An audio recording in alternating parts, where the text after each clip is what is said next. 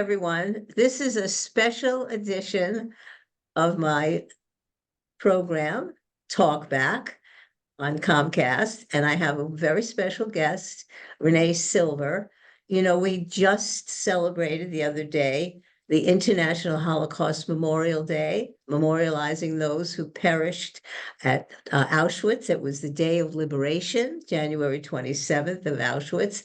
And Renee has a story like other survivors who miraculously lived through some of the most horrendous period in world history for the Jewish community and for others.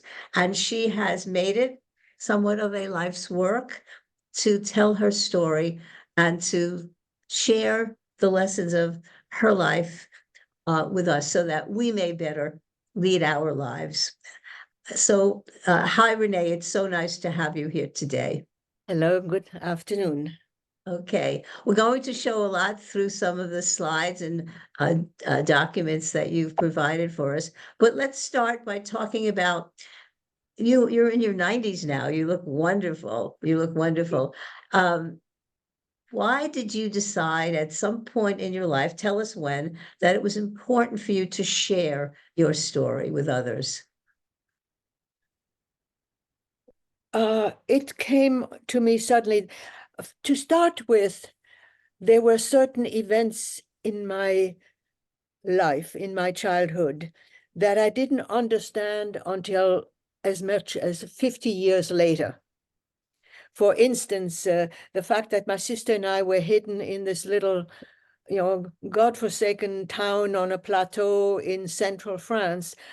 It never occurred to me that we were not unique. It wasn't until 50 years later I saw a documentary film called The Weapons of the Spirit, where I became aware of the fact that I had been part of something extraordinary. And I began to do my husband and I went to visit the town for a special celebration there, a colloquium where survivors and the people who were instrumental in making that possible, and members of the resistance and members of the Israeli consulate were there to award this town 23 Yad Vashem certificates and a gigantic memorial for the town itself. At that point, it became apparent to me how little I knew about what had happened, really. And obviously, others did not. That's when I became more and more involved. I was already in after my husband passed away, I became involved in co-writing a biography, about the events, not a biography, just my experience during the war. And in the course of writing it, I became more and more aware of the fact that it was an unusual story. And what made it unusual in the end was that we survived. My family, my immediate family, my mother, my father, my younger sister, and I. And I felt it had to be told. And of course, I also became aware of the fact that the country where I experienced the war, which ended up being called Vichy France, was extraordinarily guilty and a true ally of Germany. Right. So we talk about the inhumanity to man that we saw during the Nazi era, but people like you were able to survive because of the special humanity of the good people that were there. You've got the contrast, right? You have the awfulness of what people like the Nazis perpetrated, but amongst them were people who were able to sacrifice their own lives, not care about their own safety in order to save a Jewish child, a little girl, or a family, hide them out in a farmhouse, right? So we have those righteous Gentiles all through our history. And you were lucky to be a part of that history, weren't you?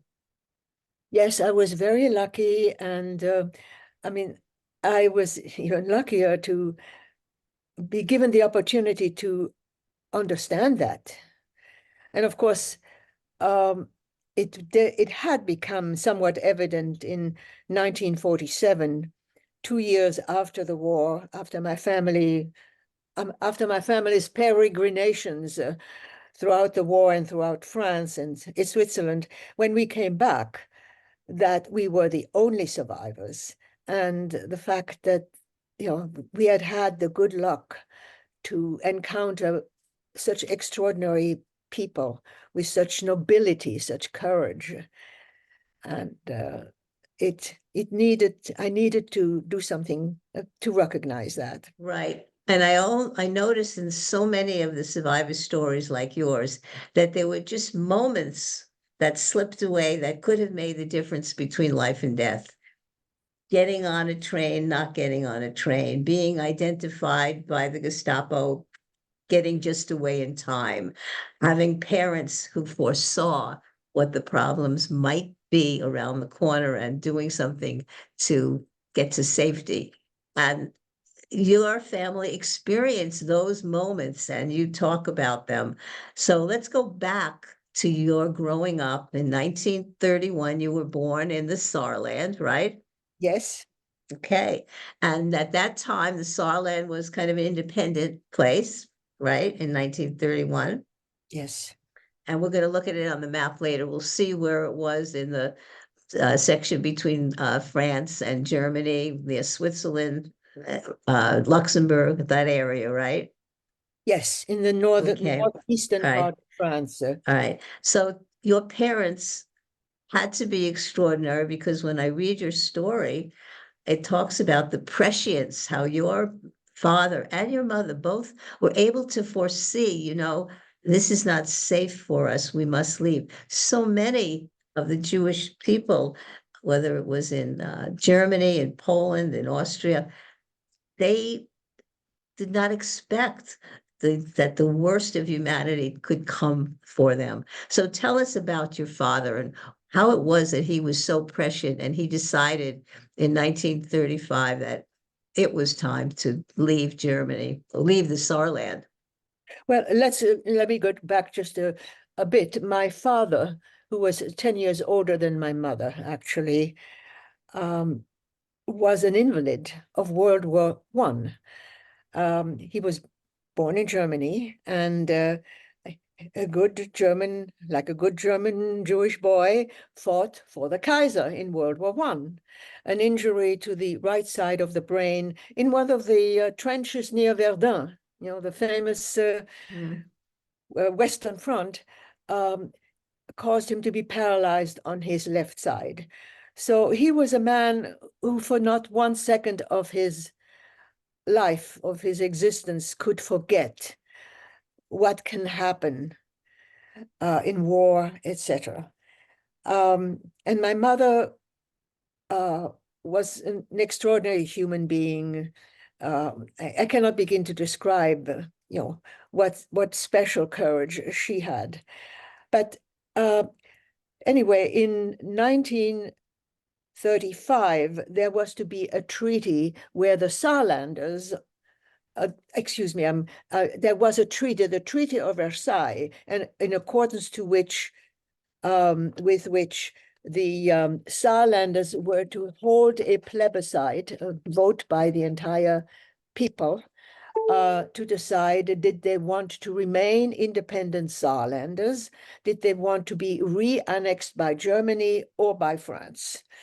Right. And this is 1935. 1933, somebody named Adolf Hitler had become Chancellor of Germany, acclaimed Chancellor of Germany, after having made Germany great again by ignoring many of the aspects of the Treaty of Versailles that really had hampered Germany, particularly in a period when the entire world had experienced depression. So the Saarlanders by 90% decided to go back to Germany. But Hitler's methods and Hitler's anti-Semitism could not be ignored from the moment he became powerful, even before he became chancellor. And of course, anti-Semitism is never far from the surface Mhm. was never far from the surface in any European country. When this happened, and one of the aspects of the Treaty of Versailles was that if you chose not to stay, you were welcome to go to France, with the understanding that you would become a French citizen, since you refused to become a German citizen. As we shall find out, the French, with incredible chicanery, managed to make it impossible for that to happen. But the plebiscite took place. My father sold his business. He had a flourishing scrap metal business in an area of Europe on both sides, both in France and in Germany, where the steel mills, which were dependent on scrap metal, it was a very successful business. And he sold it, and we moved across the border. We could still see Germany from where we ended up living, because the only division between France and what now was Germany, formerly the Saar, is a little river called the Saar. Whereas I was born in Saarbrücken, by the time I started school, it was Sarreguemines, the French word for the Saar River. And so my father established a new business in Sarreguemines, France, and I began school. I didn't even realize that I had, at age 4.5, switched from German to French. French was not my language. Yeah, it's interesting though, Renee, you turned out to be a linguist in a sense. You taught languages, right? What Yes, languages did you teach? I taught French, Spanish, and English. Mhm. Wow. And so you also had a younger sister. When was she born? She was born in 1933. Uh, and she was not really, she was too young to be aware of any of this going on. As a matter of fact, when we first made the move from the Saarland to France, she was not only, very young, but she was very delicate and sickly. And my parents had decided not to, involve her in this move, which was not easy. Um, and she stayed with my mother's sister in Zurich, which is a lovely small town not far from the town of Köln, known as Cologne in English. Cologne. So your father was really very prescient. Your father sensed that he could not stay in Germany, and that Absolutely. the anti-Semitism would go further than what had happened up until that time. So that is a wonderful sense that he had that many others didn't, or they didn't have the resources to leave, right? They didn't The think of. other point, excuse me, the other thing is both of my parents and many Germans, as a matter of fact, certainly many Jews, were Francophiles. France was always considered the most beautiful, the richest, the most cultured, the most welcoming country. Country where liberté, égalité, fraternité were the thing to do. And we looked forward to being French, all of us. And So what was life like between 1935 and 1940 when the Nazis overcame France? well, How did the first thing is I started school, right? totally unaware of the fact that French was not my first language. I loved school. I loved French poetry. I loved French geography. I loved, learning how to read and to write. And I loved learning the French national anthem, the Marseillaise. I considered myself the most patriotic French person. My mother taught me how to say the Shema as my evening prayer at night. Mhm. And as soon as I finished the Shema, I spoke to God in my own language and asked him to, take good care of the people I loved, my mother, my father, my little sister, my beloved grandfather, in particular, who was still in Germany, and my beautiful patrie, my beautiful country. It was like a living presence to me. Right. At So the I end, am at, Yeah, I imagine in the early days of moving into France, it was an adventure, and as you said, you loved it. When did you have a sense that you were in danger, that your family was in danger, have a sense of the anti-Semitism that was infecting all of Europe at that time? When did that kind of come to you as a realization? I did not experience it, in school where I was the only Jewish child. There were very few, there were no Jewish girls of my age in the entire community. Um, but since we were so close to Germany, we knew what was going on. And it came down with a thunderbolt in November of 1938 when Kristallnacht took place. When, Germany was given the Germans were given carte blanche to do anything they wanted to do to Jews. They broke into their homes, they smashed the windows of their businesses, hence the night of broken glass or Right. Kristallnacht and they broke the crystal inside the homes of the Jews. Two of my uncles were taken prisoner to Dachau when Mhm. this event took place. And one of my uncles, uh, was actually beaten to death the first week he was there. The death certificate said that he had died from a pneumonia. But since my other uncle was present when it happened, and since my other uncle was liberated from Dachau, since he already had all the papers necessary for emigration to the United States with his family, he was present when it happened, and we knew he was beaten to death. This is 1938. After Kristallnacht, my father, knowing what had happened throughout Germany, invited any member of the family, regardless of my mother's side or his side, to come to France. Somehow he would find a way of finding a roof and food for all of anyone who wanted to come. That's the Jews in Germany still didn't really believe what was happening. The only three who took us up on this were number one, my father's mother, who was 82 Mhm. years old at the time, and the two children of the man who had been murdered in Dachau, my 12-year-old cousin Leon and my 14-year-old cousin Lucy.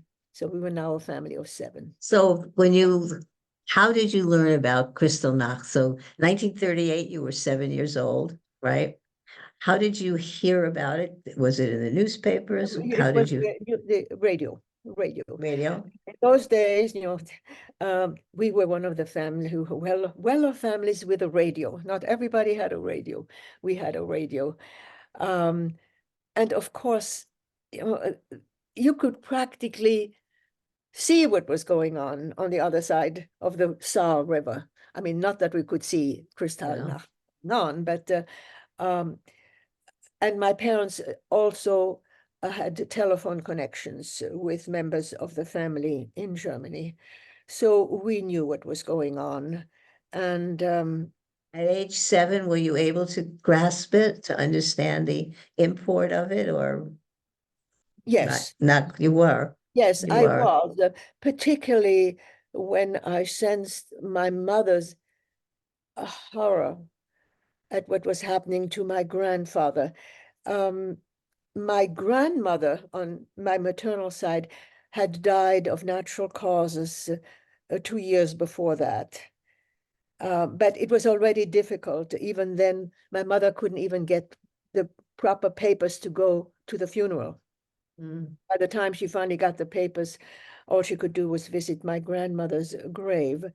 Her brother and her sister, who were still in Germany, living with the father, were able to get papers to leave Germany to go to Brazil, where my mother's youngest brother had emigrated many years earlier, before the Hitler time. And so my mother's terror of what would happen to my grandfather, my opa, as I called him, when all of this was going on. And he was first of all, he was an artist.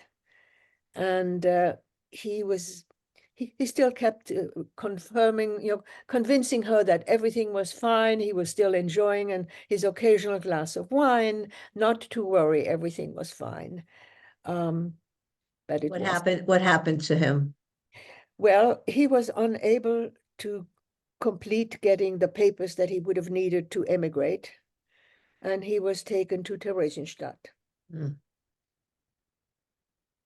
And So you have grandparents and other family members who perished, right?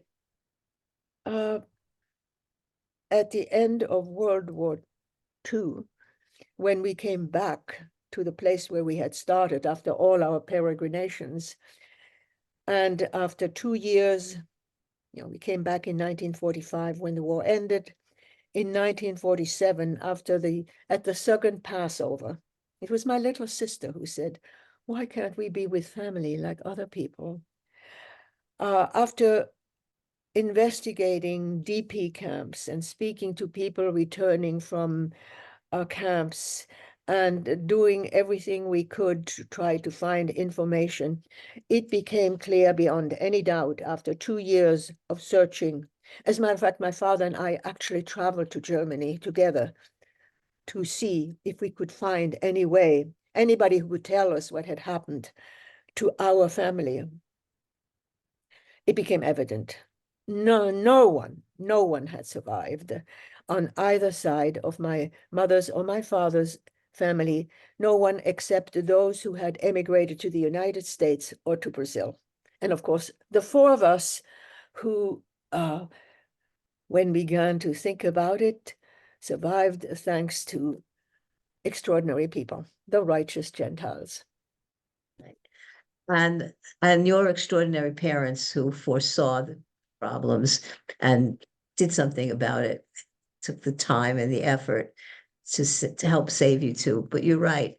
In your place in France and other places in France and England, they saved young children. They saved lots of people, and those people we have to be grateful for. But what was the sense of your family when you found out that almost everybody had perished that were left behind in Europe? Do you commemorate that in a special way annually or other occasions? How do you remember them?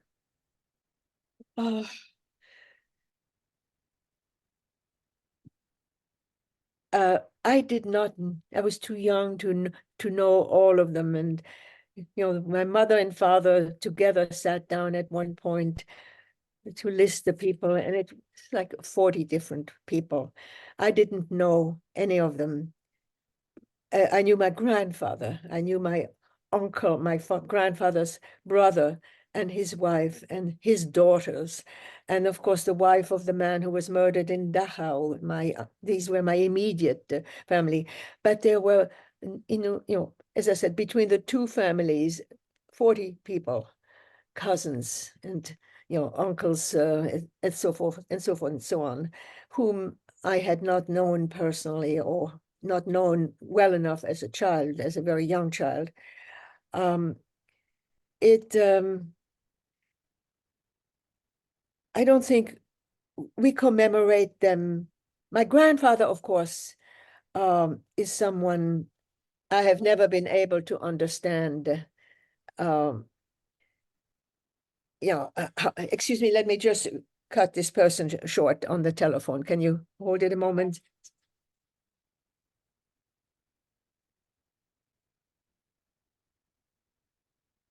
Erica, can I call you back?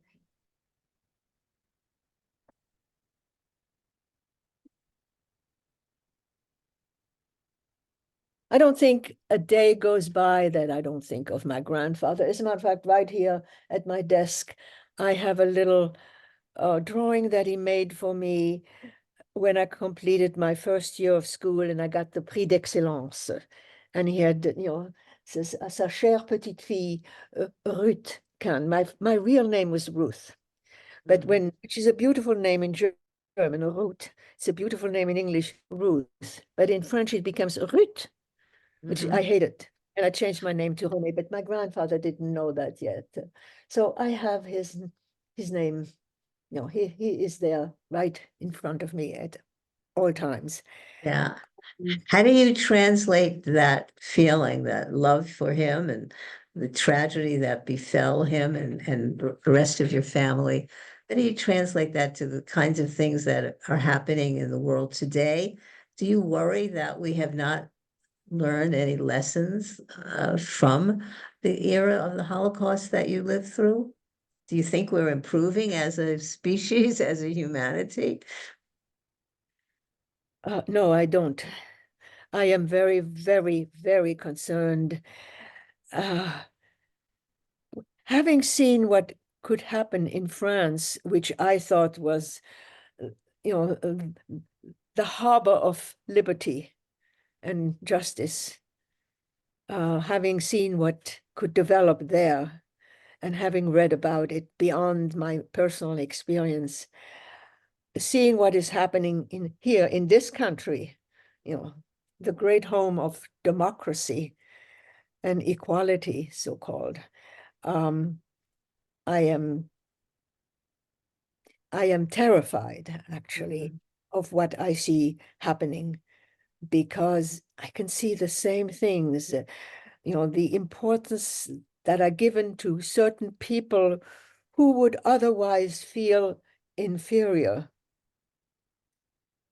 uh, by giving them the right to knock down someone who's probably, better educated, um,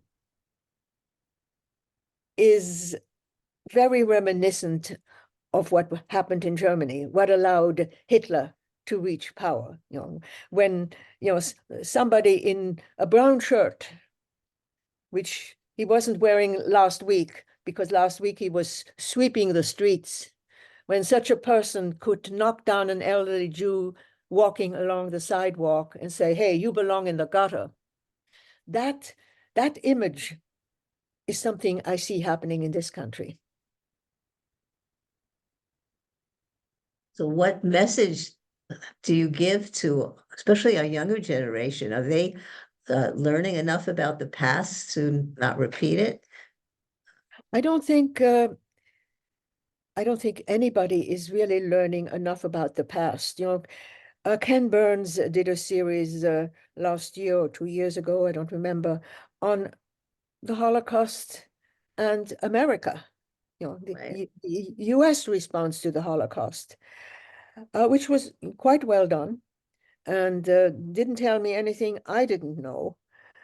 But there are many people, including Jews, who have not seen it.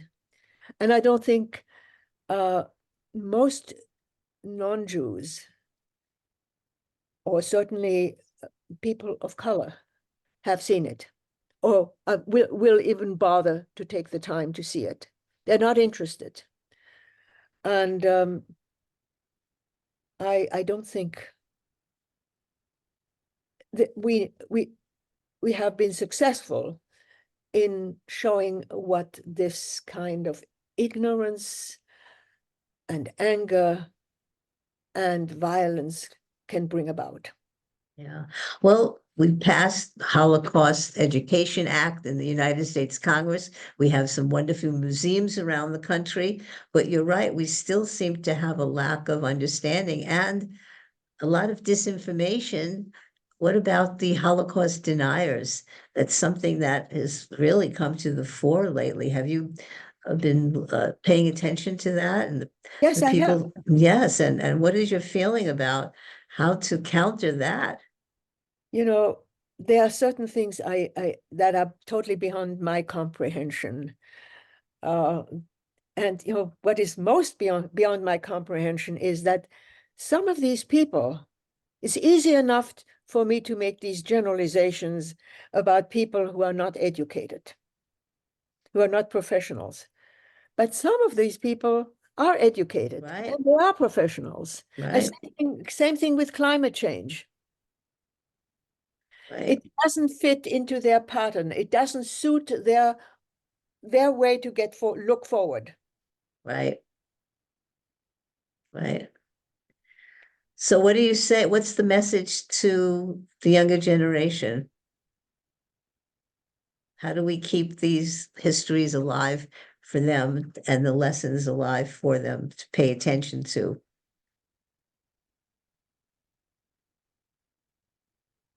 You know, I think it was Elie Wiesel who somehow said, if we, don't recognize the mistakes that have been made, we are bound to make them again. And it's not just in this country.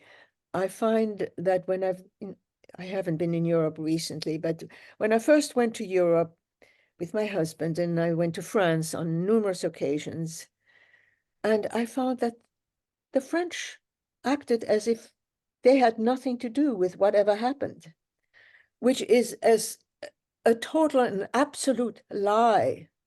There were numerous concentration camps in France. And, the Jews were persecuted like crazy. There were no extermination camps in France, but the camps that were there were for the purpose of concentrating them, and from there shipping the Jews on French trains to the extermination camps. And the French just seemed to so eager to ignore their responsibility. My personal, the real trauma I experienced, of which I was aware, was as a result of the French, not anyone else. The French became the most enthusiastic allies of the Germans. Mm.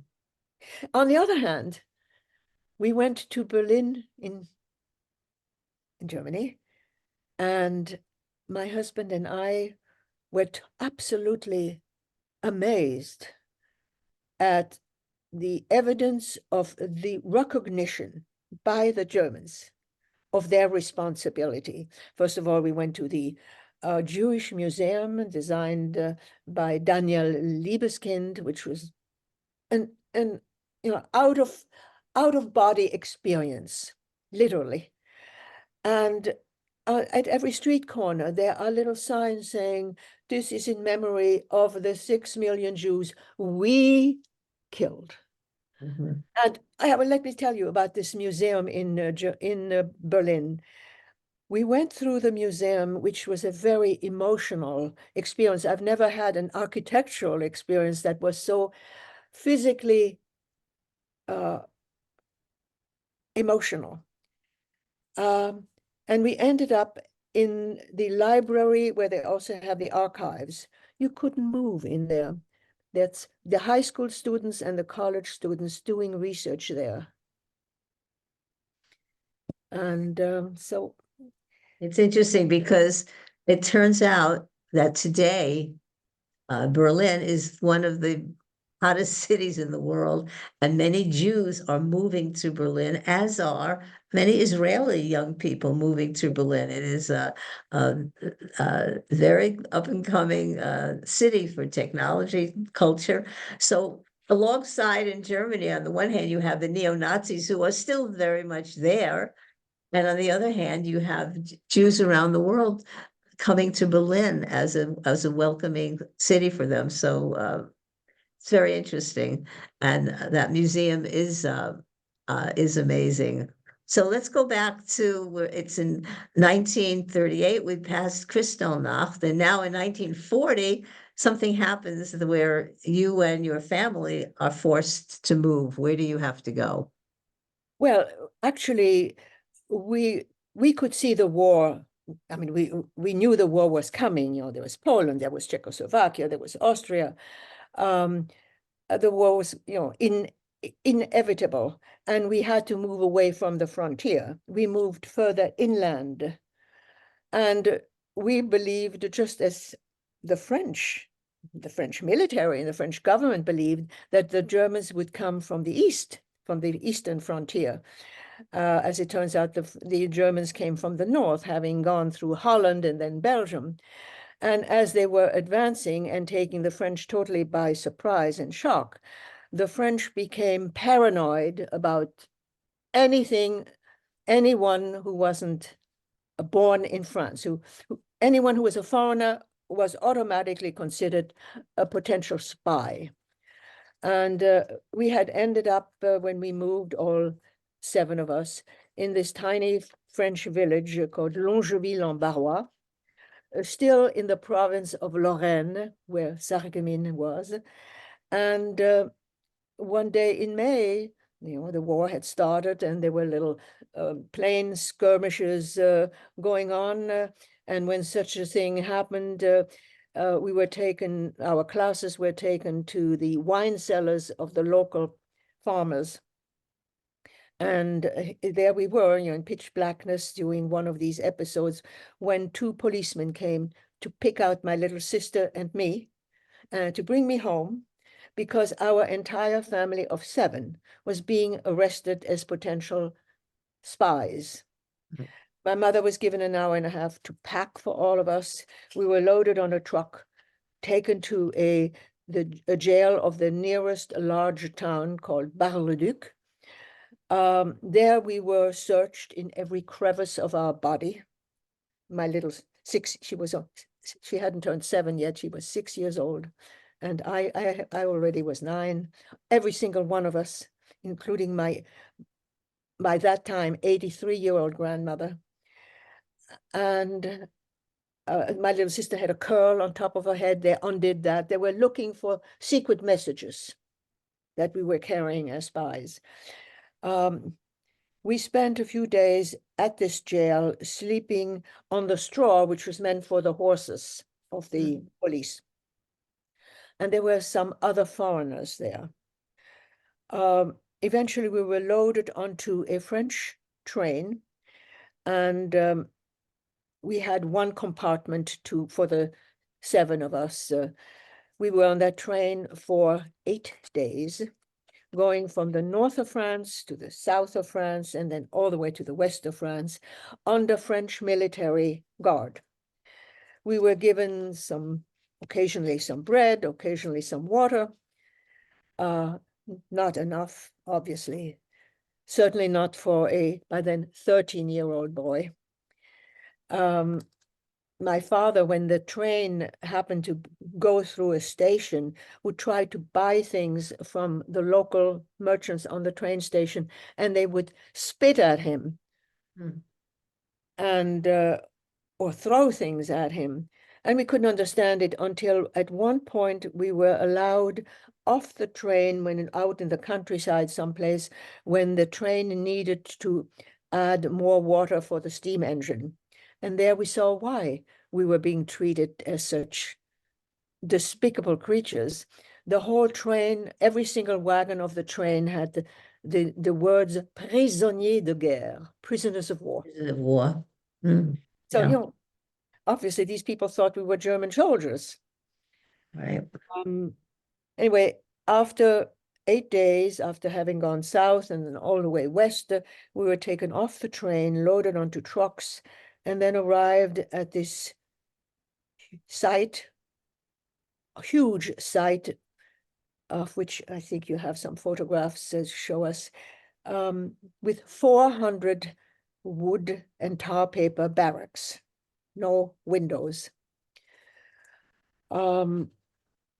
We were then separated, my boy cousin and my father, men's section, and the rest of us to the women's section. These barracks, of course, were in sections which they called îlots, meaning like small islands, completely enclosed with barbed wire. As I said, the barracks had no windows. The food was dreadful. The first couple of days, my grandmother made noises about kosher versus not kosher. But you ate whatever was available. Sanitation was deplorable, big vats, and at the bottom of the vats there was a bucket with Lysol, where my sister and I were, taught we had to wash our hands. There was a spigot which was turned on for certain hours of the day, which was our drinking water, our washing water, our, cleansing water. And of course, one thing I have not mentioned yet was that upon arriving in Gurs, guess what became apparent? They had lost every single piece of luggage. The only luggage my parents had were the two little pieces of hand luggage each of them had with some medication, some papers, etc., etc. And in the horror of discovering this, they had taken each other's. So my mother had my father's, my father had my mother's. First of all, because, for the duration we were there, we had no change of clothing. My mother insisted on washing my sisters and my underwear every morning. So for the first few hours of the day, these two very modest little girls were walking around with dresses under, no underwear. Let me ask you, Renee, how making this journey, knowing that you were arrested by the police, then sent to this concentration camp, as you put it, how did you feel? Was there fright? What did you feel about your future being there? Were your parents somehow able to console you or make you feel like, don't worry, the future will be better? I mean, what was the emotional state for you and, of course, your little sister at the time? But number one, my little sister was really young enough not to be aware of anything. And I have to tell you, the trip on the train, I was living French geography. I recognized where we were going. It was late May, and the field, the wheat fields were turning, and in the wheat fields were the poppies and the bleuets and the daisies. And I thought, and then a little bit further south, we came through the vineyards of the Rhone Valley, and then I got a glimpse of the Mediterranean Ocean. To me, it was an adventure, being able to see all of France, all the way south. And as I had intimated earlier, this was a country I loved, and I knew the geography. I recognized where we were. And even Gurs was at the foot of the Pyrenees, which are, the mountains that separate France from Spain. And I had no real fear. It wasn't until we were in Gurs for a while and I saw the agony of it, and I saw, I saw women weeping, who didn't know where their husbands were. And incidentally, I have to reiterate, um, we were not there as Jews, we were there as foreigners. And there were many foreigners. Granted, many of them were Jews, many of them were Poles and Russians and Hungarians, people who had taken refuge thinking of France as an asylum. Mm. And, many, many years later, I found out that Hannah Arendt was one of the people there. Not that I knew who she Really? was. Yes, Oh, she was there as a foreigner, with wow. refuge in France. Mhm. Um, uh, it wasn't, it was an experience, and we, seeing all these foreigners, we even had gypsies in our barrack. And my little sister and I were not the youngest there. There were many much younger children. And my little sister and I sort of took some of the toddlers for walks, kids who had just learned how to walk. And we enjoyed that. We played hide and go seek with children of our own age. We took the undercooked chickpeas that they served us, which were inedible, and we played marbles with them. And eventually, when it became very quickly apparent to my mother that she had my father's suitcase, and she was worried about my father anyhow, because here we were sleeping on straw mattresses on the floor. Mm. My father couldn't get down on the floor and certainly couldn't get back up. What happened to him? And she pleaded with the commanding officer of the camp, and she was given a special laissez-passer, a permission Yes, yeah. to visit my father with my sister and myself. And that's when we really first discovered why this camp existed in 1940. It wasn't built for us. It wasn't built for Jews. It was built for the remnants, for the dregs of the Spanish Civil War. Oh, The Spaniards who had been expelled or who fled from Spain after they were defeated by, Generalissimo Franco, Franco. the other big fascist leader, Right. and the members of the International Brigade who had come to help them. And the members of the International Brigade were young intellectuals. There were Right. doctors and lawyers and physicists and engineers and nurses and journalists. And, so they had created a hospital for the wounded of the Spanish. And some Okay. of them were terribly, terribly wounded, missing both arms, missing both legs. We saw one who was missing all four limbs, being carted Right. around by his buddies in a wheelbarrow. So, but that's when we first found out, when we visited my father, who was being very well taken care of in the hospital there, what this camp was about. And, these Spaniards and the international members of this war were very taken with seeing two children. They hadn't seen Right. children in months. One of them in particular happened to be a Polish pediatrician. You Who, got some photographs of that. Yes. yeah, he Yeah. took us under his wing. Right. And, when we visited, and he got us some vitamins. The Spaniards scrounged around to find some preserves to put Right. on our dry bread, and one of them brought us 2 eggs. And since he didn't speak French, we didn't speak Spanish, he took the eggs and he hit them together to show us that they were hard-boiled. I have to say, since this is a camp, this part of the camp was for military, there are international laws that govern how military are to be treated. So they had a little better, they were better off than Yeah. we were. Yeah. So how long were you in Gurs altogether? From Well, we were brought 1940 there to when? we were brought there in May of 1940.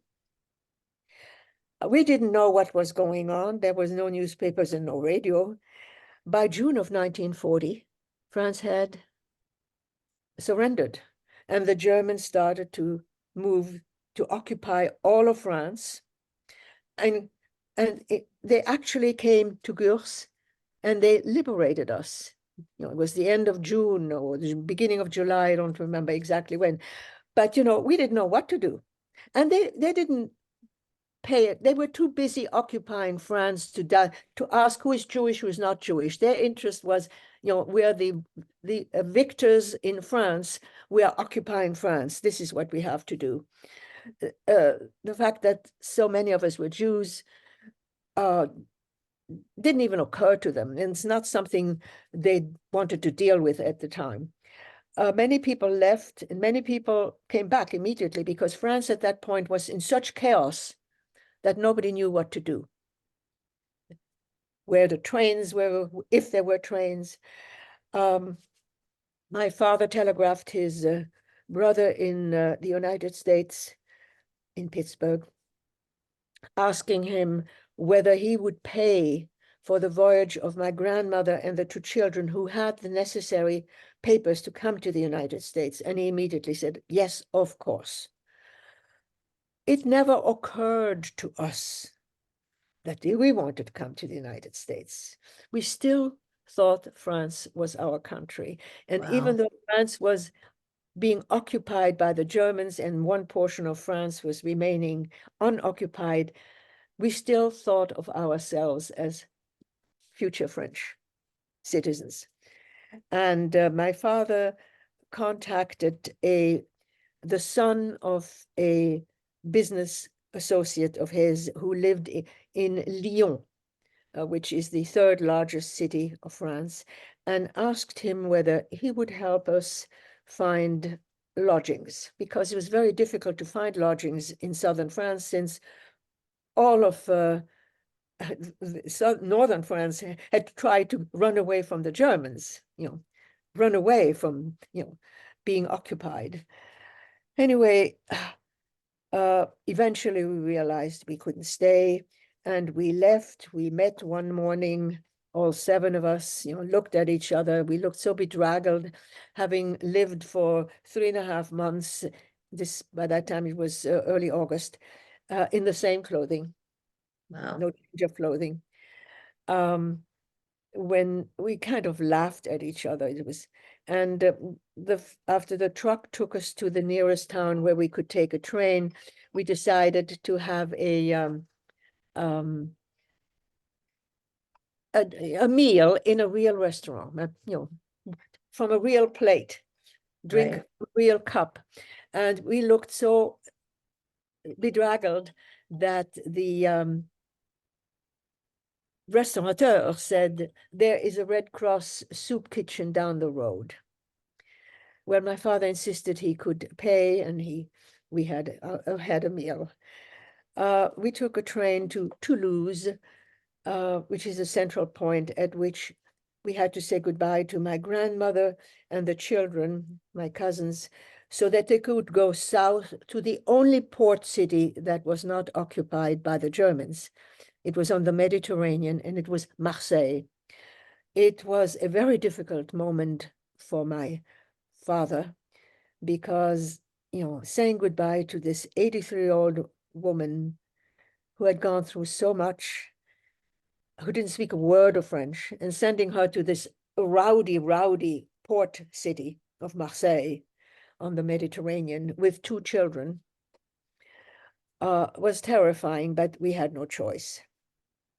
We went to Lyon, and our friend Raymond helped us find some lodgings.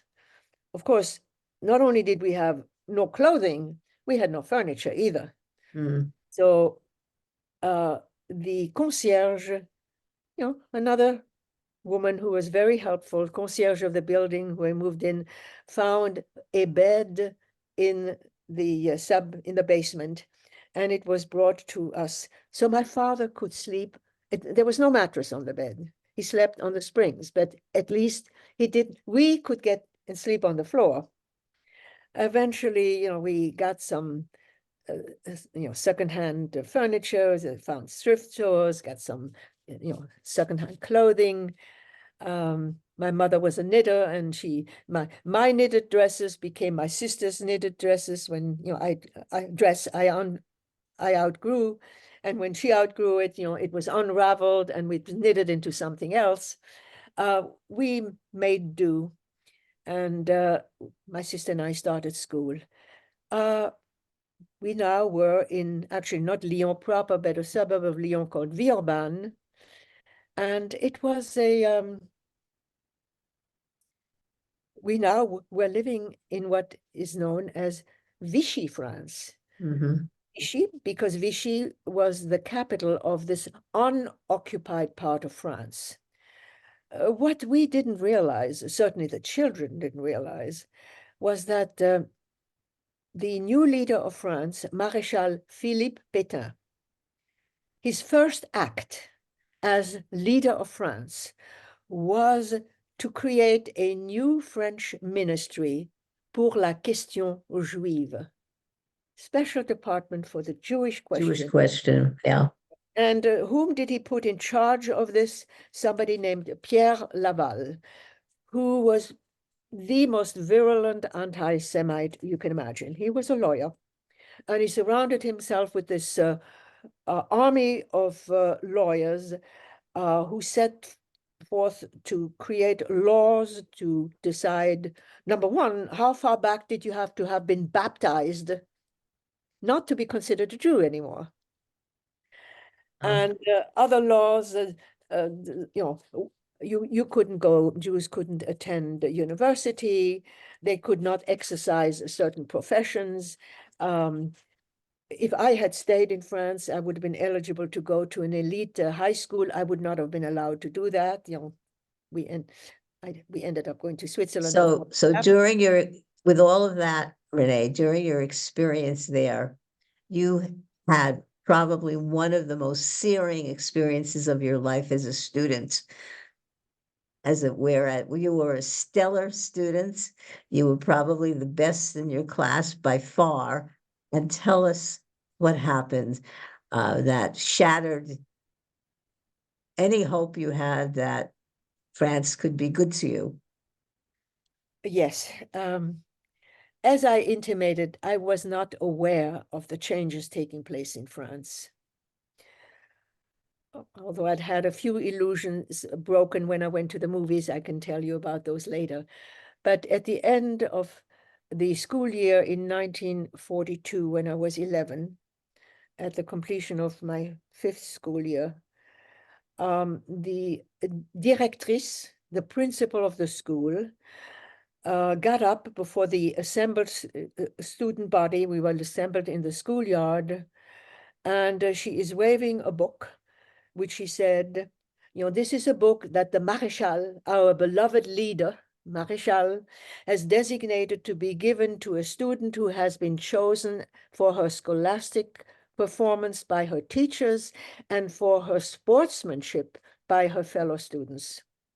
However, I cannot bring myself to give this book to Renee, to someone of a race that has caused our beloved patrie, our beloved country, so much harm already. Instead, I will give it to Monique Gaz. Of course, I crumbled, like an accordion, and I was pretty inconsolable. But now I knew. And I have to add, the feeling that ran through me, having been brought to respect my elders, my parents, my teachers, and certainly my principal. How could my principal say something that was incorrect? I felt shame to belong, to have caused France so much harm, to Right. be a part of a race. We came home, my little sister and I, and of course it was the end of the school year. At least I didn't have to face anybody the next day. And my mother had already made arrangements to take us someplace, in So, the country. yeah, that episode was kind of the catalyst for your mother to say, I think I have to send my daughter someplace to be safe. Is that No, I think my mother, whereas we as children did not know what was happening in Vichy France, as it is known, um, my parents had an inkling of it. They knew what was happening. And, this whole, ultimately, this town we were sent to Le Chambon-Sur-Lignon didn't spring up overnight. It developed over the period, when these new laws in right? France had become So your apparent. mother, yeah, in a sense, your mother was preparing for it in a way. And when Yes, you came home from school that day, it was she knew about, about it. yeah, yeah. You came home from school that day and told her the crushing blow that you had received.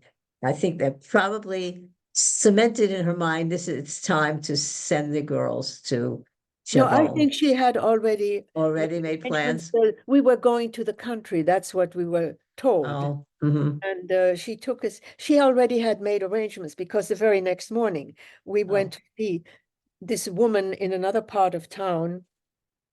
And I didn't even, get her name at the time, a lady and, who uh, we were told when we got home after visiting with her and speaking with her that this madame would take us to the country the next morning, to the Massif Central.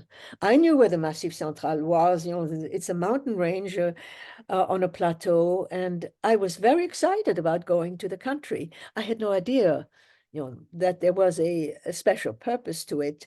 It didn't really become apparent to me until we arrived in Le Chambon-sur-Lignon, and my sister and I were separated, that this was not quite the vacation in the country, that there was some sort of other purpose to this. right. how long did you stay in Chambon-sur-Lignon? The town that opened its arms was a very interesting Protestant town with a very strong service ethic, who were going to defy the Nazis and save children and other people, right? And how long did you stay there? Um, I stayed there twice. Um, I would say that 99% of the really very poor farmers of this whole region, not just the town of Le Chambon, but some of the other smaller villages in the area, did this out of their religious conviction. You know, Right, it was the right thing to do, therefore it was the only thing to do. There was right, no question. But I think a few of these farmers were not really all that religious, and were being paid a small sum to do this. Some of them were very poor. Certainly, the farmer where I ended up, it was a house that was out in the country someplace. They had no electricity, no running water. There wasn't another sign of civilization anywhere near this house. It was extraordinarily primitive. Um, there was a fountain in front of the house, so for washing, for drinking, the cow and the goat got their drinking water there. And the very first morning I was there, I went to brush my teeth, and they called each other over to see what a funny thing I was doing. That's how wow, primitive they were. Not only that, not only was the house isolated, but the family, when not speaking to me directly, did not speak French, but Auvergnat, which is a dialect that is totally incomprehensible to someone who has not brought up with it. And I was very isolated.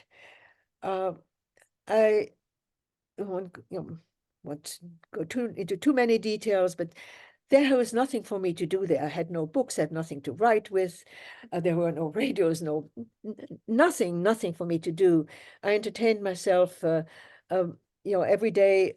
The son of the family, a 19-year-old boy, would take the cow and the goat and me tagging along to a place where the animals grazed. And he spent the time with other young herders, other young boys.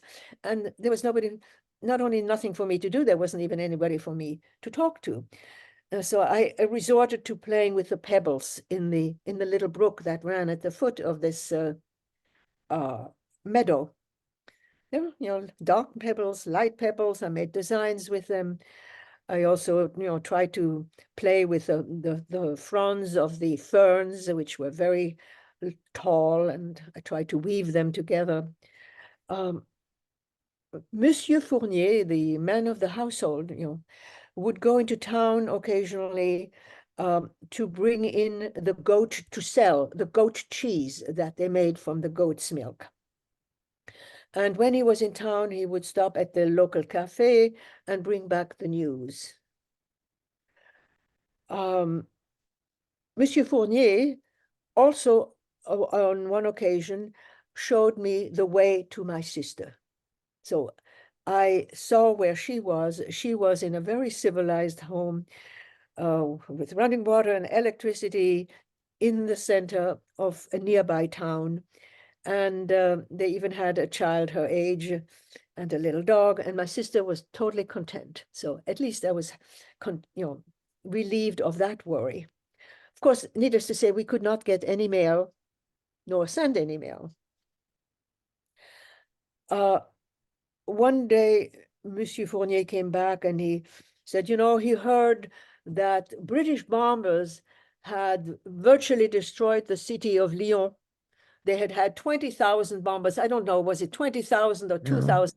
It was some ridiculous number. And I was savvy enough to know that the British had no interest in bombing Lyon, France. There was no reason for them to come to Lyon, France. Where he had picked up this information, I have no idea, or what he planned to do with that information. A few weeks went by, and then one morning, as we were going to the meadow, and I proceeded to go towards the brook, Marcel, the son, said, "Renee, don't go near the brook. I hear that there are some Jews hiding out at the, near the source of the brook and using the water as drinking water, and the police have poisoned the brook.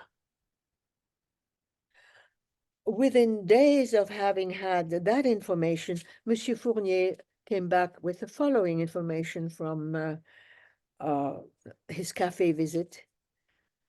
Renee, don't expect to find your parents when you get home, Ooh, because I heard that they had these raids. The French word is rafle. They mhm. had raids and they got all the Jews in the Lyon area. So you had to get back to your parents, right? You had to leave. So, my first, putting the two together, the story about the brook, I developed immediately this nervous tic over which I had no control. My whole, my face, my shoulders, my neck were twisting, and I don't know how many days I lasted. But I one morning, picked up my little knapsack, which was very small, and said to Madame Fournier, who was a very sweet and kind woman, I said, I want to go visit my sister. And she didn't question me. And since, it was a perfectly normal thing to do. And when I got to my sister, I said to Madame Chaput, where my sister was staying, Edith and I need to get home. And she didn't ask any questions either about why Mhm. this 11-year-old in charge of a 9-year-old was making these decisions. So sure enough, I had enough money to pay for our tickets. And we took a train that went from Le Chambon to Saint-Étienne, and we changed trains there, changed platform, took another train to Lyon. In Lyon, had to get into a streetcar, and the streetcar took us to Villeurbanne, and then we walked over to my parents' apartment. And that was probably the worst moment of my entire war experience. Just trying to find out if they were still there, trying to Well, see we if you, went to the apartment with my little sister and I, and rang the bell, and there was no answer. And of course, I could not say one word of why we are doing this to my sister, who was a very nervous child. And she was perfectly happy to do anything Big Sister said. She had no idea. And I did not let on my terror. I just said, well, maybe they went for a walk, and let's go sit in the nearby park. We went to sit in the nearby park, and I don't know how long we stayed. We came back a little bit later, still, early afternoon, and they rang again. And I'm here, and I survived, and I'm not I did not go insane, thanks to a miracle that happened right then and there. Our next door neighbor was a masseur who had given both of my parents massages. a massage therapist, right? Masseur. Masseur. And he was blind. He was totally blind. And as a result of his blindness, had developed an extraordinary sense of hearing. Not only did he recognize my voice, but he had overheard what happened to my parents. And he opened the door and he motioned us into his apartment, where he lived with his wife, no children. And this is what happened. My best friend in school and in the area was a girl named Renee, also, Renee Cossidière, whose parents were the janitors of a local municipal complex where there was a municipal theater, a municipal swimming pool, a municipal clinic, municipal offices. And the Cossidières had a small apartment where Monsieur and Madame Cossidière and my friend Renee lived. The Cossidières knew me. They had never met my parents, but they knew I was Jewish. It was a very small apartment, and they shared a bathroom with the officers. Guess who was occupying these offices in July of 1942? The Pétain guess. police. Okay. They were housed there. The Pétain police was a special police assigned to do the raids, to pick up the Jews. Right. And one morning, Monsieur Cossidière, and my friend Renee, incidentally, was visiting family, who lived in the country someplace. So it was just Monsieur and Madame Cossidière. And Monsieur Cossidière goes into the bathroom, which he shared with these policemen, and they're in particularly jovial mood, slapping each other on the back, saying, "Hey, tonight's the night. Tonight we're getting them all." Monsieur Cossidière knew exactly what that meant, because there was a curfew, and they were going to get them all. Without hesitating 1 second, except to go inside into the apartment to tell Madame Cossidière what he was going to do, and Madame Cossidière agreed, he walked over early in the morning to my parents' apartment, people he had never met, but he knew where they lived, and explained what he had overheard. He says, "You come with me. Wow.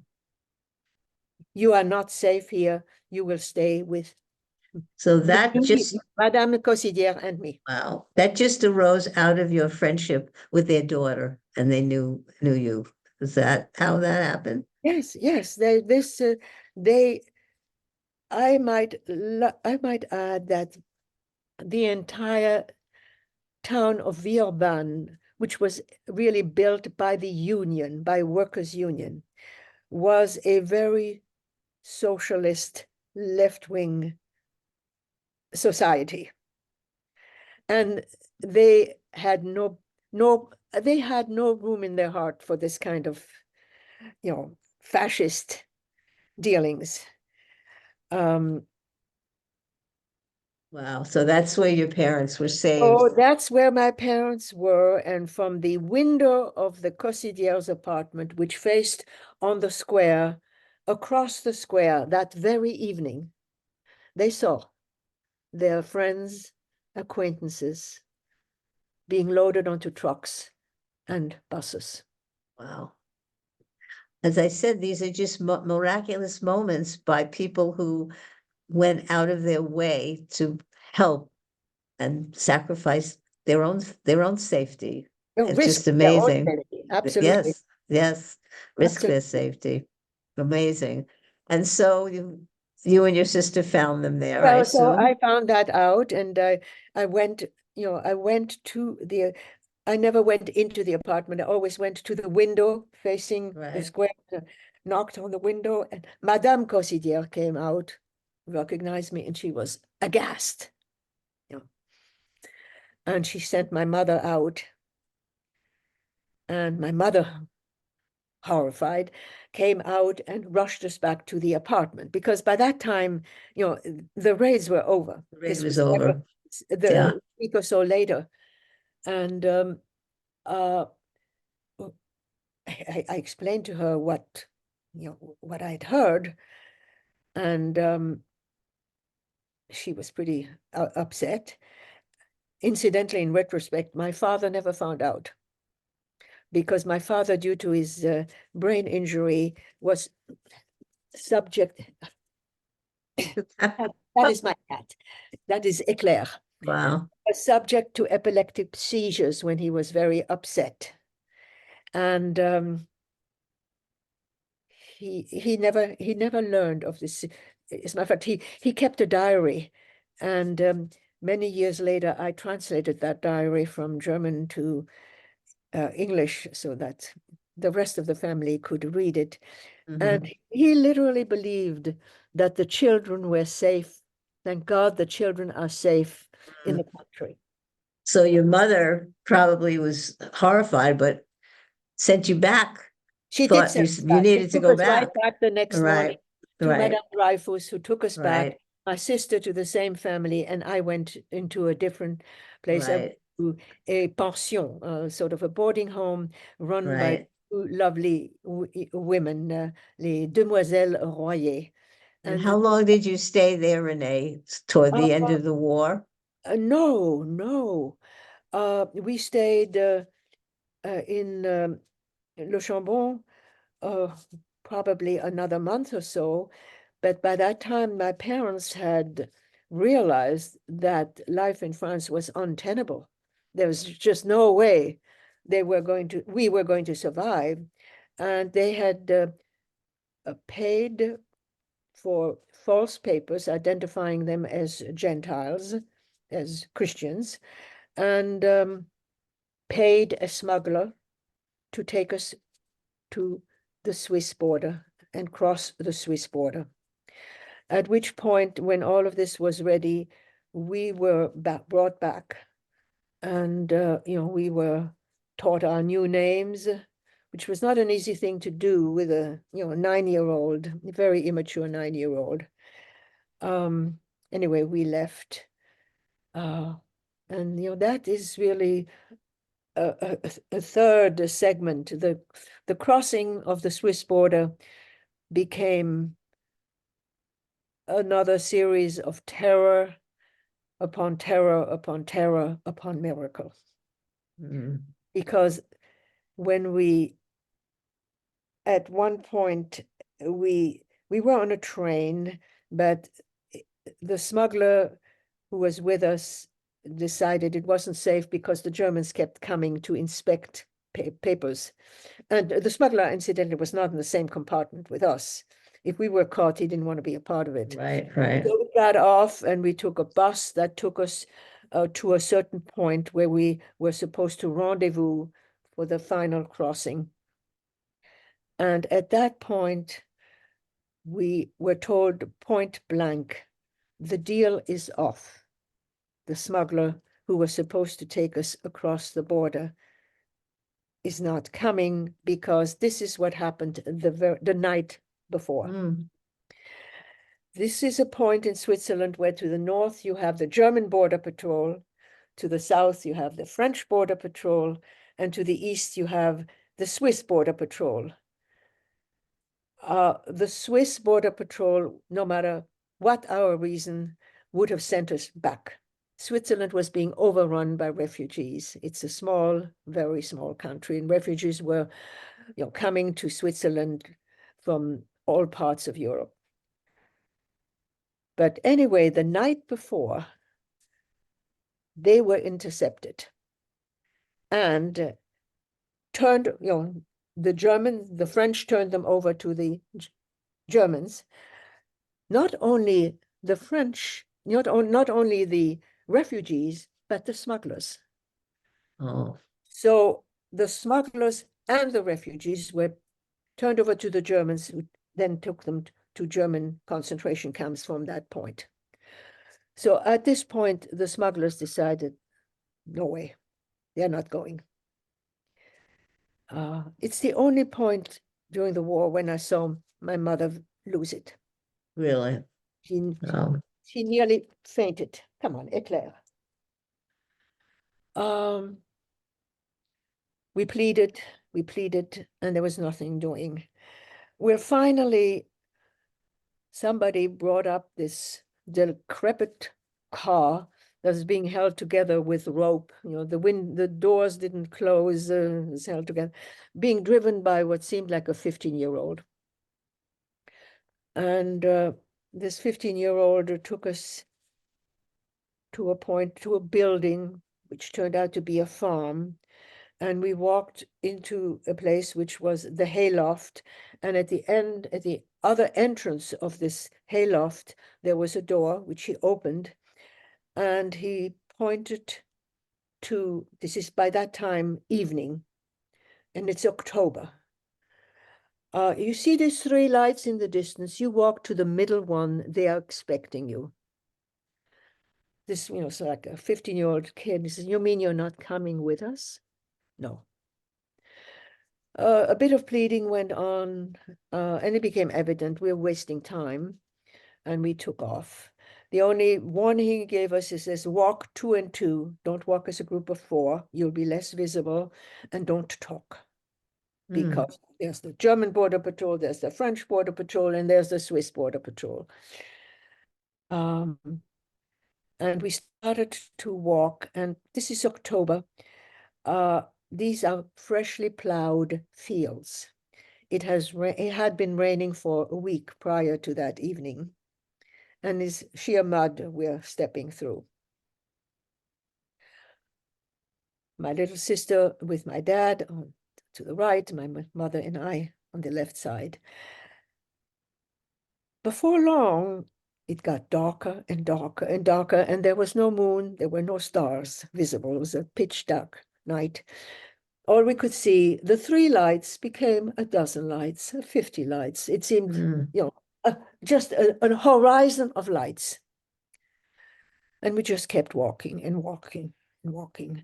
At one point, my little sister tagged at us, She had somehow, enough night vision to find us, to come and tell us that my father had fallen. Fortunately, the mud was so soft that he did not hurt himself. But we were able, the 3 of us, to help him get back up and to continue. It was very slow going. It was getting later and later. And, at first it was 3 lights, and then was, hundreds of lights. And then little by little, the lights, one after the other, went out. Until at one point, there's only 1 light left. And we walked towards that 1 light, and a dog starts to bark. And a woman comes out, and she motions us in. Unbelievable. Motions us in. And once we were inside, she said, "You are so lucky. Had you arrived 10 minutes earlier, you would have run right into the border patrol." Wow. Because these farms were right on the border, and the border patrol inspected each one of them. Wow. As I say, these are moments, quick moments in life that can make the difference between life and death. It's unbelievable. It's unbelievable. It was miraculous. We didn't have to tell them who we were. They first tried to help my father get cleaned up a little bit because he was covered in mud, but the mud was still wet, so it was hard. Renee, how many miles did you think you walked I from the have no car? idea. I have no idea. We walked, it must have been about 3.5 hours that we walked in all. Wow. We started, because by that time it was well into, the only reason this farm was still up, they had done their threshing that day, and they worked late, because you have to get it Yeah. in. Right. And they fed us, some bread and butter and jam. And then they knew of an empty house someplace, and they took us to that house. And then my mother said, would there be a chair someplace where my father could sleep sitting up? Because, we could sleep on the floor, no problem. So they must have knocked on the door of another farm in the area, directly across from where that house was, which was at some distance from where we had actually crossed. And they brought a chair, and we spent the night. And the next morning, early morning, knock, knock on the door downstairs. And my sister and I went down, and there are 2 little girls about our age. And the older one said, "Le déjeuner est prêt." Breakfast is ready. So it was, I don't know whether it was a farmhouse or luncheonette or what, but they fed us breakfast. They wouldn't accept any payment for it. And we explained to them, my father explained to them the following. We were in Switzerland, in French-speaking Switzerland, because, Switzerland has French, German, and Italian. our tickets, our railroad tickets read Lyon to Basel. Lyon, Geneva, Basel.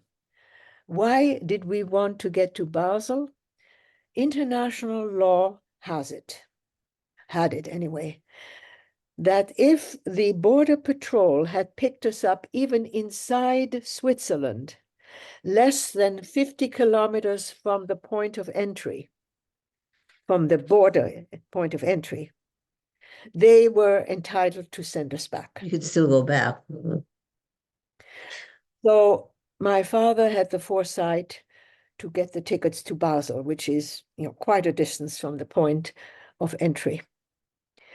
And we explained that, and they said, there was a bus from that village to Geneva at, sometime around noon, and they would help us get to it. So they fed us lunch as well, and again, wouldn't accept anything for it. And then they had a teenage son as well.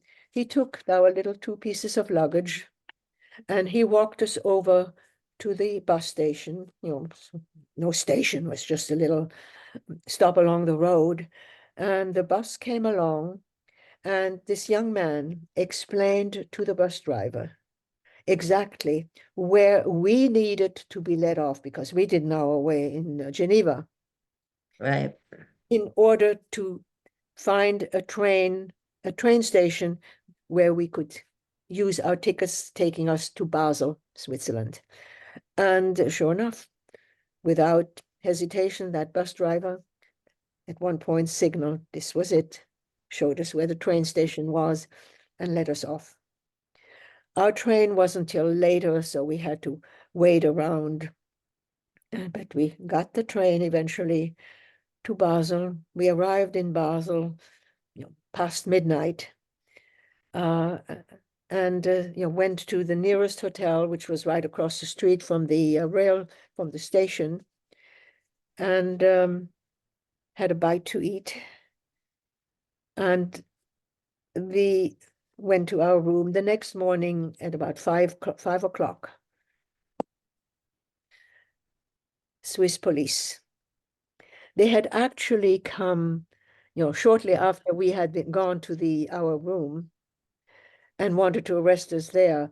But the hotel keeper said to them, let them have that one night of rest, because he could tell how exhausted and terrified we were. So they allowed us to spend the night. And we got dressed and accompanied the Basel police to the police station, where they interrogated both of my parents intensively to make sure we weren't spies of some sort. And were about to have us sent to one of the Swiss concentration camps. Because Oh, the Swiss wow. had concentration camps. They were not extermination camps, because there were such an onslaught of refugees that the Swiss, were afraid all these refugees were going to take away jobs from the Swiss. And these were concentration camps where they had, work units, and, they were decently treated. They had medical services. They were not horror situations. But my father pleaded with them, said, could we stay in a hotel just a few days? He had some high-powered, he had a lawyer friend who lived in Basel from a long time ago, who was was an eminent citizen of Basel, and he wanted to get in touch with him. So they allowed him, to stay in the hotel.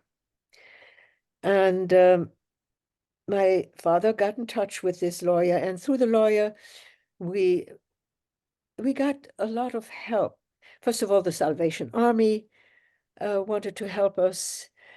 And there was a Jewish welfare organization that had created a special welfare group for the numerous refugees who had come, and as the war began in 1939 from Austria, from Vienna, a few of them from Hungary, actually.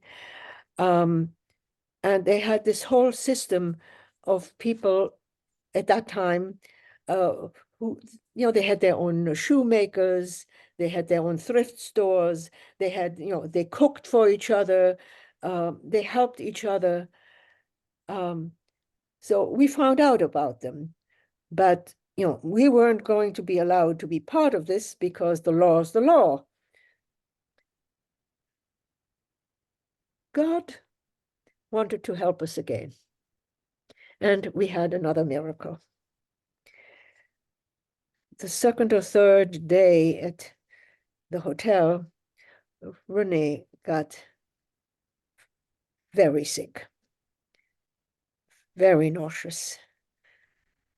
Nausea was so extreme that the rustling of paper would remind me of food, and I would get nauseous again. Wow. And nobody could figure out what it was. I didn't have a sore throat. I just was extraordinarily nauseous. Eventually, they also noticed, and I did have a fever. They noticed, I'm a redhead, very pale skin. My pale skin was turning this color. Yellow. Jaundice, yeah.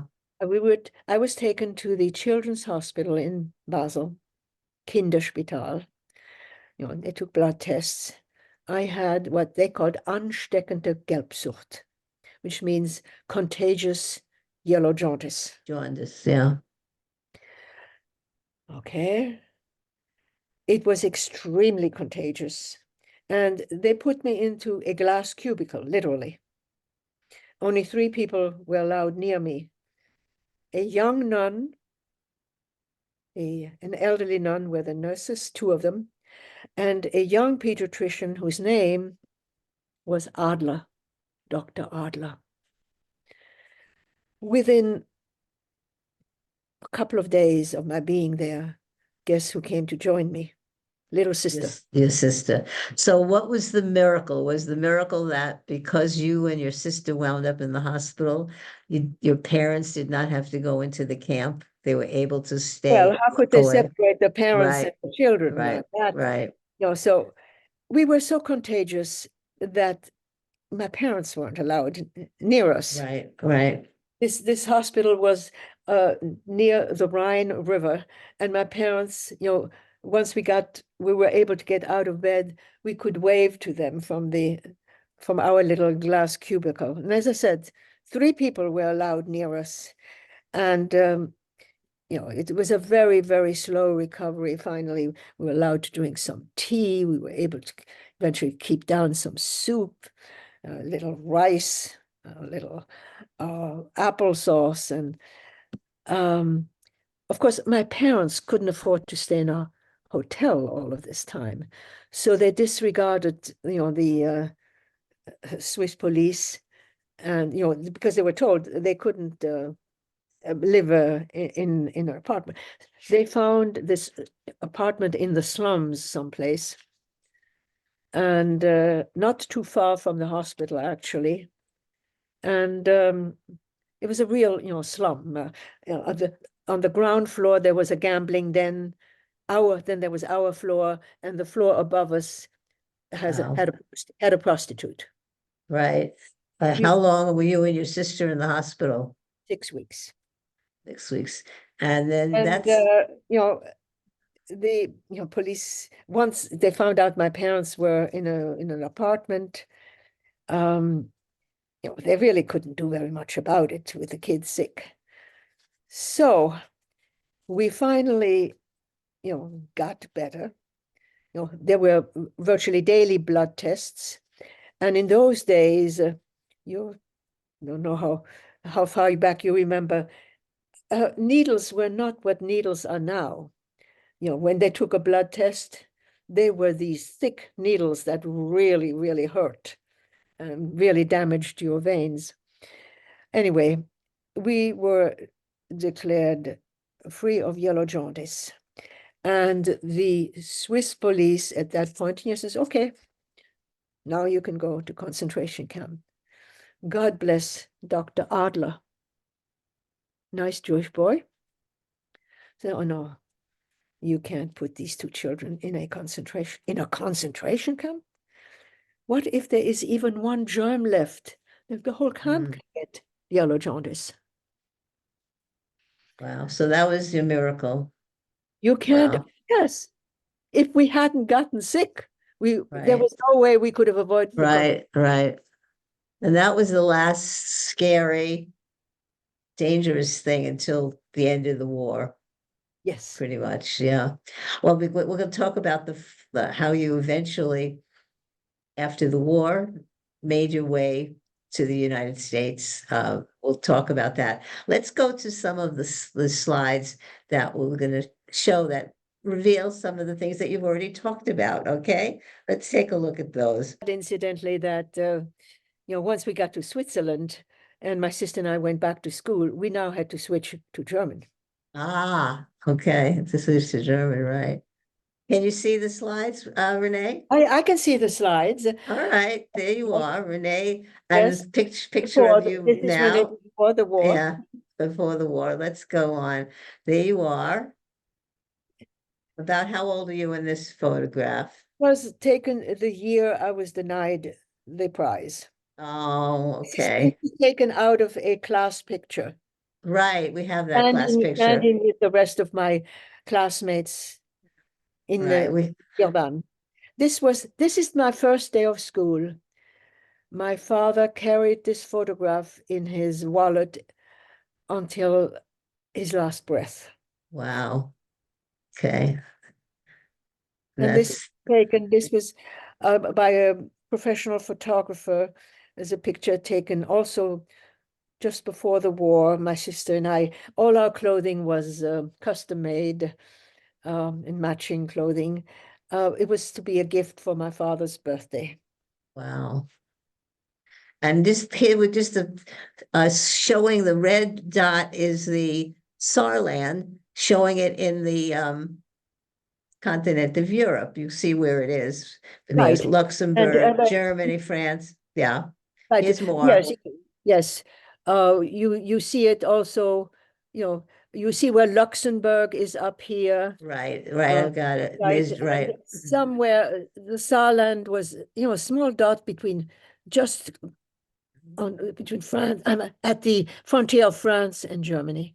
Right, right. We got it. And let's see what else, the next one. This is again shows you for France and Rhineland, Germany, right? How it was. And Saarbrücken was the name of the town that you were born in. Is that right? Saarbrücken is the capital of the Saarland. Yeah. And when we moved across the Saar, it was, over here someplace, it was to Sarreguemines. Mhm. Um, Oh, here you're this showing, is a map of France, actually. This is something I had not alluded to. Sarreguemines is in the province of Lorraine, and the mhm, provinces of Alsace here and Lorraine have gone back and forth between France and Germany innumerable time. And right, at this point, they were not even France. When Germany conquered, defeated France, they annexed Alsace and Lorraine completely. They became German. And right. they spoke German there. They reverted to speaking German. So this blue word is Le Chambon. That is the place where you were hidden. Le Chambon sur Lignon. Right. And that is in the Vichy part of France, what they call unoccupied France, southern zone. And here's Marseille, where Yes. your grandmother and your cousins left uh, to go off to America, right? Right. Yeah. And incidentally, here is Gurs. There is Gurs at the very extreme southern western end of France, right here. Yeah. Exactly. So it's a good map to show all of that. Yes, it is. And you can also see, on that map, you could also see Switzerland. Right. Now, this is something that I think you drew this map. Here's Right. Saarbrücken up here, the Saarland.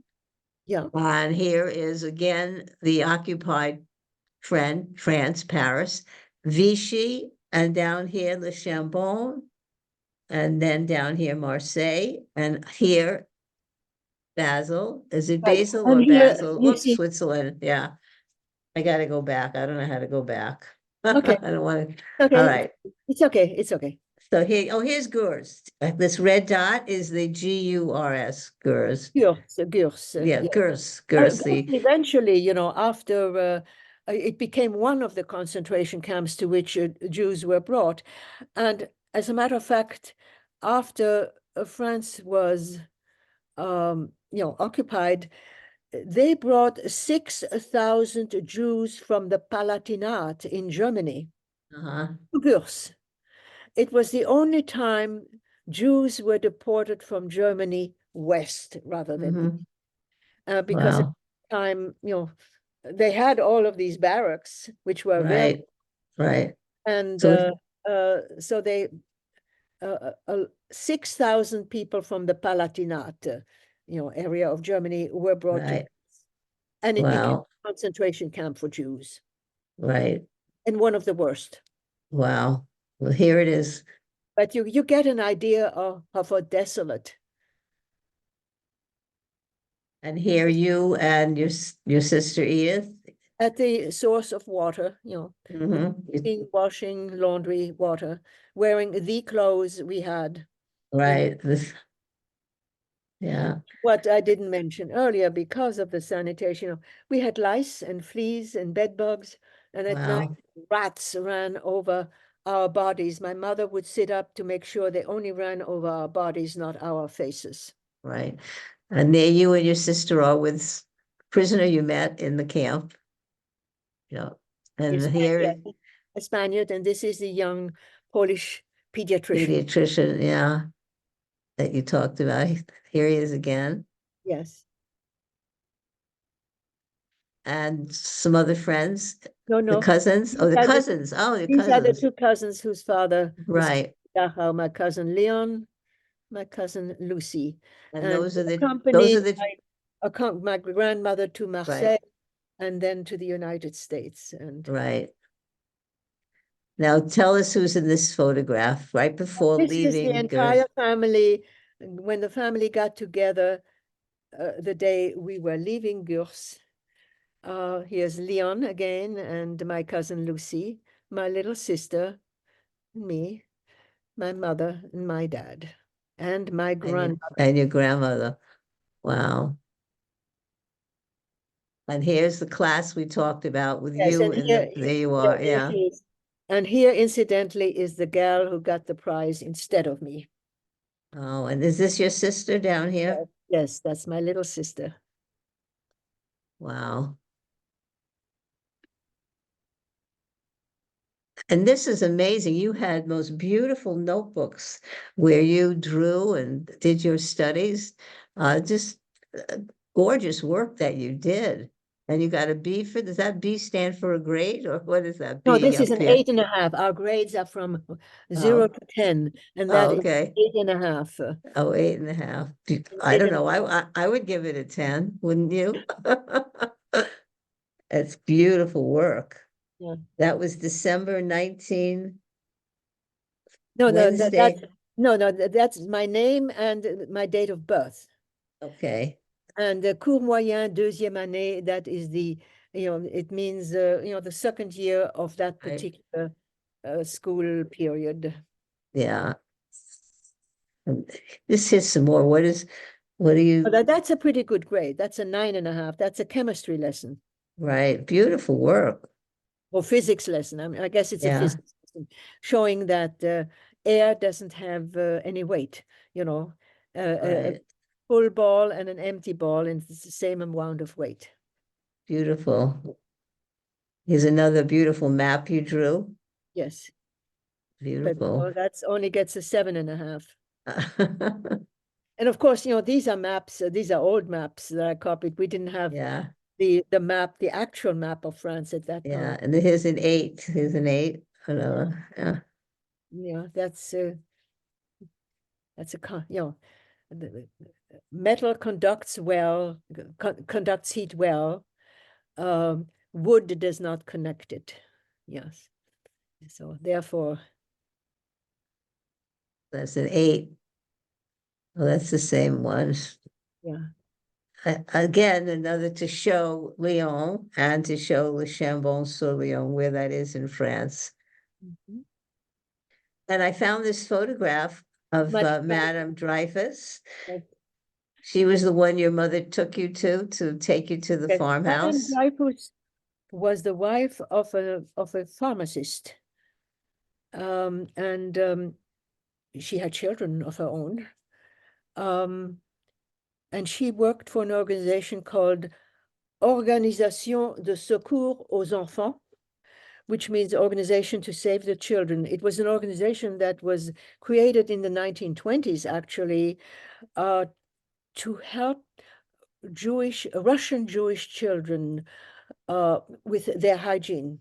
Apparently, Mhm. because of the extreme poverty under which they lived, there were problems with that. But during, Vichy France, the OSE, as it is called, Organisation de Secours aux Enfants, um, became allied with mostly Protestant organizations, Right. including even some Catholic, but mostly Protestants. And one of them, of course, was Le Chambon-sur-Lignon, which Chambon, was a Protestant enclave. right.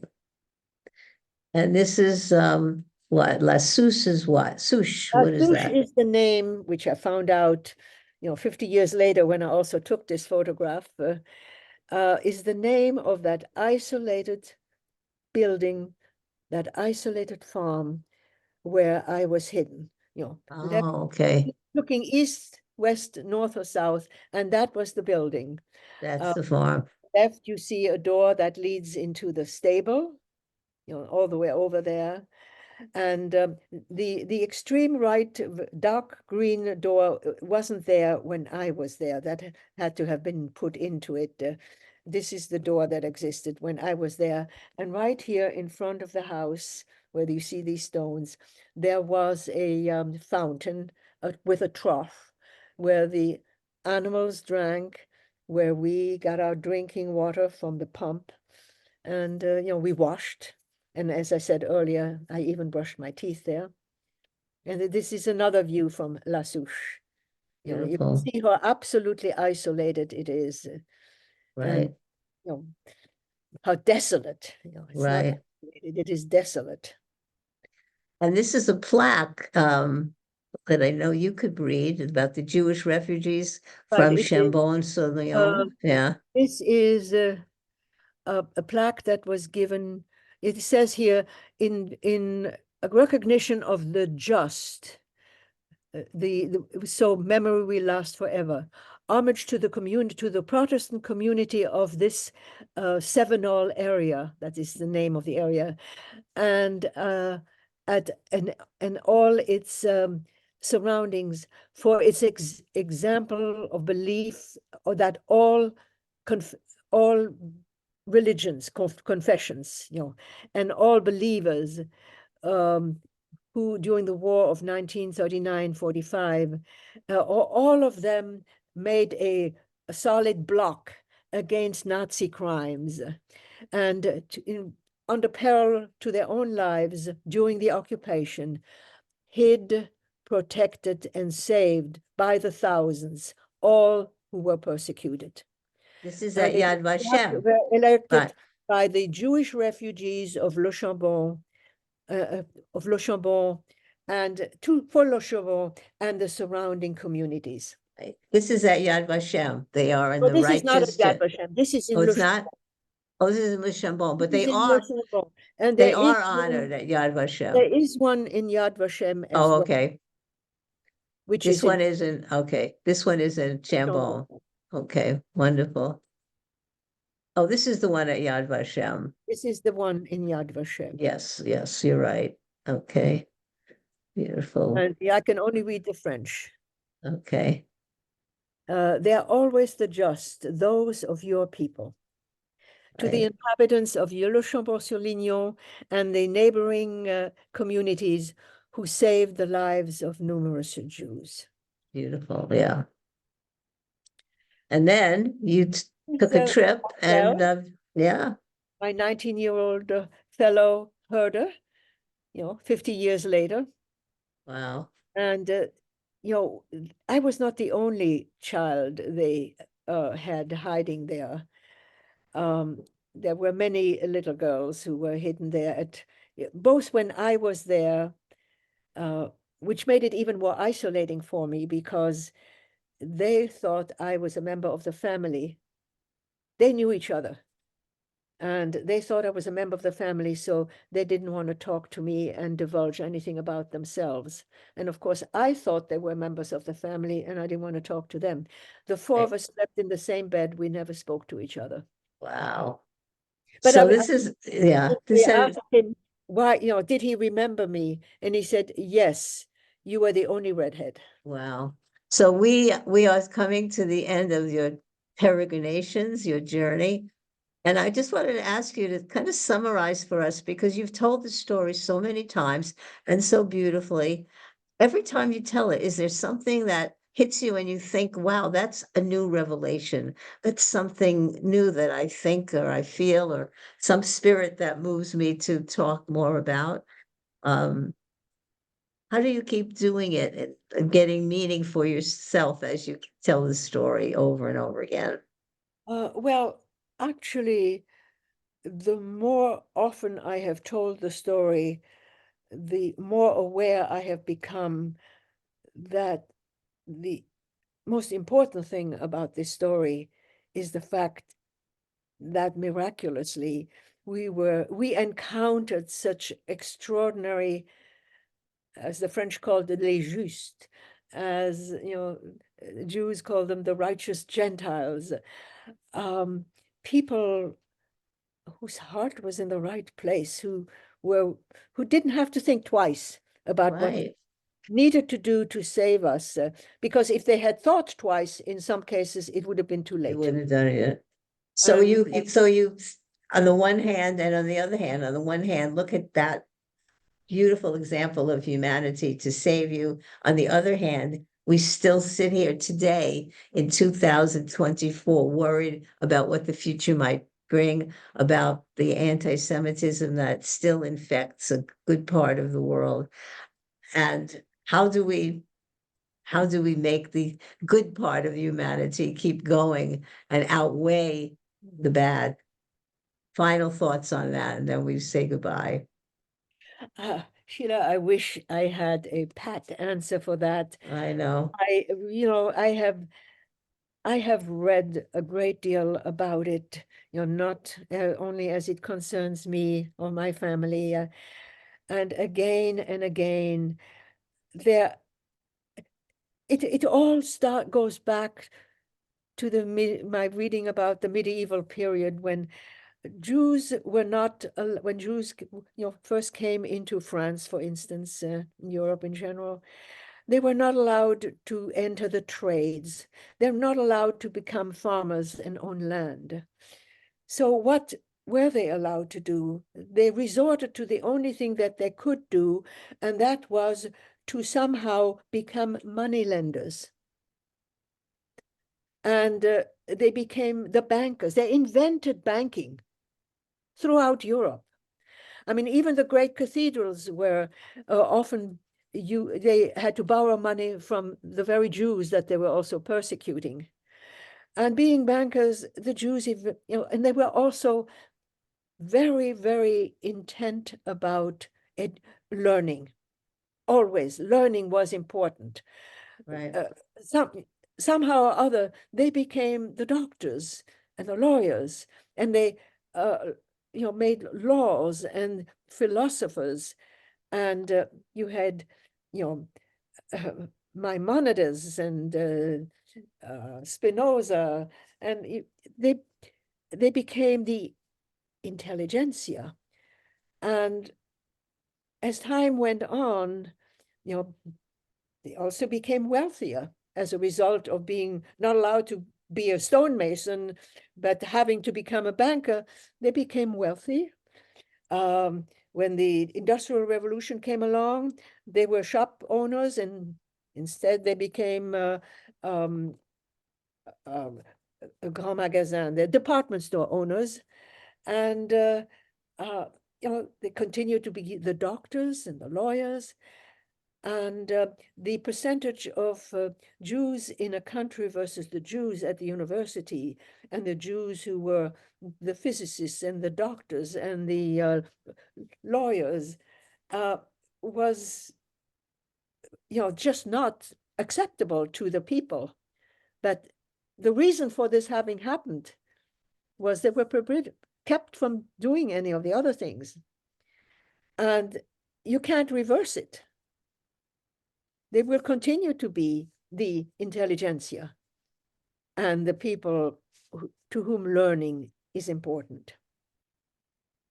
And, little Israel has overcome so much, and so many of the medical advances emanate from Israeli laboratories and hospitals. It's there. It's a form of jealousy. And there are many, many people throughout the world who are just as bright and just as successful. But it becomes a very easy weapons to say to those who are not as successful for whatever reason, to talk about them. Okay. Well, Renee, I salute you. Many more years of sharing your story and your wisdom with people. It's been a pleasure, and I hope everyone will take your story to heart. Keep the memory of the Holocaust alive, all those who we have lost, and remember wonderful survivors like you. So thank you so much for joining us today, and we'll see everybody on Talk Back next time. Thank you, Renee. Bye.